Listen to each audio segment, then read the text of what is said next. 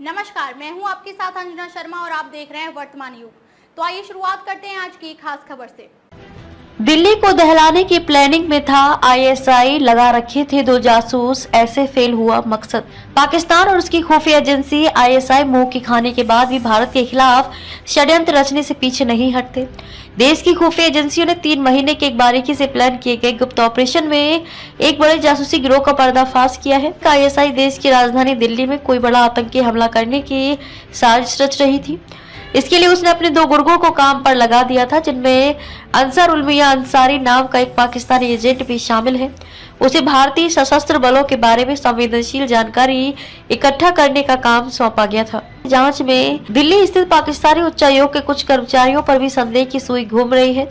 शक है कि आईएसआई के अधिकारी मुजम्मिल और एहसान उर रहीम उर्फ दानिश, जो भारतीय यूट्यूबर्स और इन्फ्लुएंसर्स को अपने प्रभाव में ले रहे थे, वे भी इस साजिश में शामिल थे। दिल्ली पुलिस ने अपनी जांच में बताया कि जनवरी से मार्च 2025 तक चले एक गुप्त ऑपरेशन में 2 आईएसआई एजेंटों की गिरफ्तारी के साथ आईएसआई के स्लीपर सेल के एक नेटवर्क का भंडाफोड़ किया गया।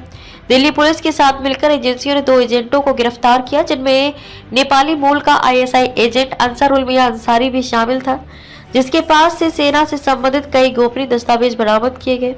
दिल्ली पुलिस ने मई में एक चार्जशीट दाखिल की है और दोनों गिरफ्तार आईएसआई एजेंट तिहाड़ जेल में बंद है। यह ऑपरेशन जनवरी में एक बिना किसी स्पष्ट सूचना के साथ शुरू हुआ। तब आईएसआई ने गोपनीय दस्तावेज, तस्वीरें, गूगल कोऑर्डिनेट्स इकट्ठा करने के लिए एक जासूस को भेजा था और वह नेपाल की राह से दिल्ली पहुंचने वाला था। इसके बाद जांचकर्ताओं ने इस सूचना को और विकसित किया, जिससे पता चला कि दिल्ली में एक हमले की योजना बनाई जा रही थी और सशस्त्र बलों के बारे में डिटेल जानकारी का उपयोग आतंकी हमले की योजना बनाने के लिए किया जाना था। सूत्रों ने बताया कि इतने बड़े दांव के बावजूद खुफिया अधिकारियों को कुछ खास प्रगति करने के लिए फरवरी के मध्य तक का इंतजार करना पड़ा।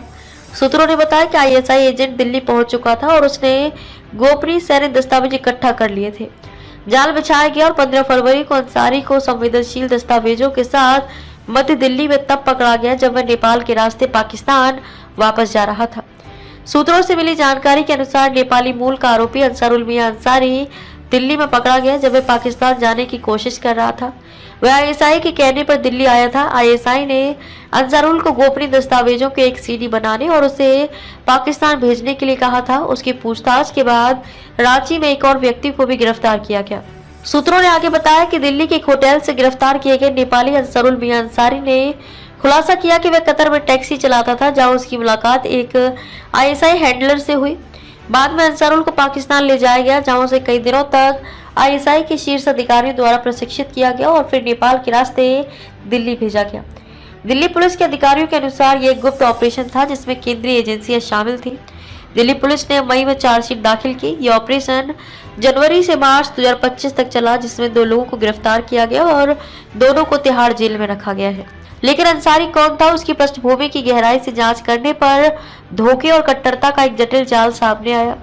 पूछताछ के दौरान अंसारी ने खुलासा किया कि वह मूल रूप से नेपाल का रहने वाला था, लेकिन 2008 से कतर में टैक्सी चालक के रूप में रह रहा था और काम कर रहा था, जहां उसे एक आईएसआई एजेंट ने भर्ती किया था। पैसा पहली प्रेरणा थी, उसके बाद बड़े मकसद के बारे में ब्रेन वॉश किया गया। उसे पाकिस्तान जाने और रावलपिंडी में अपने हैंडलर से मिलने के लिए कहा गया। एक रिपोर्ट में अदालत में दायर किया गया है। जून 2024 में उसने 1 महीने के लिए पाकिस्तान का दौरा किया, जहां उसे पाकिस्तानी सेना के उच्च पदस्थ अधिकारियों से मिलवाया गया और भारत में बाबरी मस्जिद विध्वंस और सीएए, एनआरसी के कार्यान्वयन जैसे मुद्दों पर चर्चा करके उसे कट्टरपंथी बनाया गया। अंसारी को जासूसी में भी प्रशिक्षित किया गया और दिल्ली से गुप्त दस्तावेज प्राप्त करने का काम सौंपा गया। खबरों में अब तक के लिए बस इतना ही। फिर होगी आपसे मुलाकात कुछ ऐसी ही खास खबरों के साथ। तब तक के लिए नमस्कार और देखते रहिए वर्तमान युग।